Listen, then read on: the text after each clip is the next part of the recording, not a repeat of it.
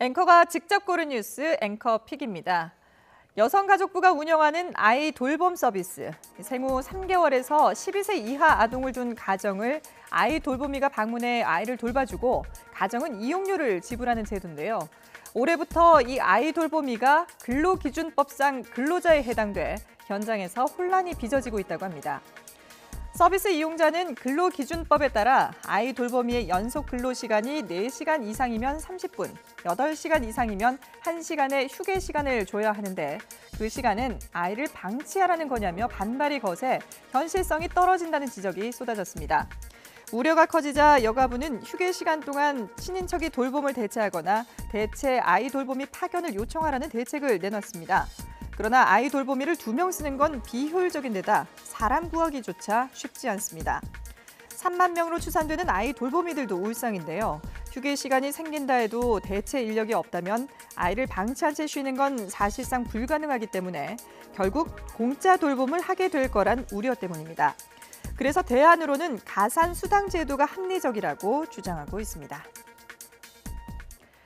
요즘 거리에 지나다니는 청소년들을 보면 하나같이 검은색 롱패딩을 입고 있죠. 그 모습이 마치 김밥을 연상하게 해서 김밥말이라는 별명도 생겼는데요. 이 롱패딩이 부모들의 새로운 등골 브레이커가 되고 있다는 기사입니다. 1990년대 부의 상징이었던 더플코트, 일명 떡볶이 코트를 시작으로 2000년대 방수 바람막이 점퍼, 그리고 2010년 이후에는 교복 점퍼라고 불릴 정도로 노스페이스 열풍이 불었죠. 그러면서 부모의 허리를 휘게 하는 비싼 제품이라는 뜻의 등골 브레이커라는 신조어까지 만들어냈습니다. 요즘 유행하는 검은색 롱패딩도 브랜드에 따라 20만 원 선에서 100만 원 이상까지 다양하지만 유명 브랜드의 비싼 롱패딩을 입을수록 친구들의 부러움을 사기 때문에 부모들은 자녀의 길을 세워주기 위해서라도 고가의 제품을 사줄 수밖에 없다고 합니다. 그럼 아이들은 왜 이렇게 롱패딩을 입는 걸까요? 아이들은 이구동성으로 따뜻하기 때문에 또 남들이 다 입고 다니니까라고 답했습니다.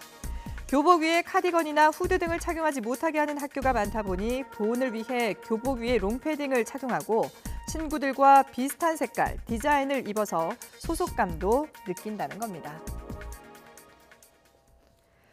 지난해 종로 고시원 화재 이후 화재 무방비 시설들에 대한 우려가 커졌죠. 젊은 층에 인기 있는 방 탈출 카페도 그중 하나인데요. 폴란드에서 이런 우려가 실제 참사로 이어졌습니다.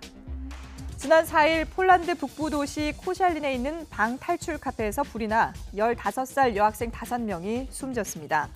친구 생일 파티를 위해 모인 이들은 화재 발생 사실을 모르고 게임에 열중하다가 참변을 당한 겁니다. 현지 소방 관계자는 적절한 탈출 통로가 없었고 안전장치도 확보되지 않았다고 밝혔는데요.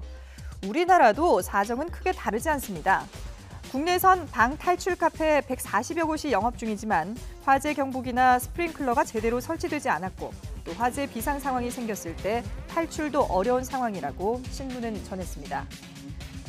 정부가 뒤늦게 방 탈출 카페의 소방 안전 관리를 위한 제도 마련에 착수했지만 실제 현장에 적용되기까지는 상당한 시간이 걸릴 것으로 보입니다.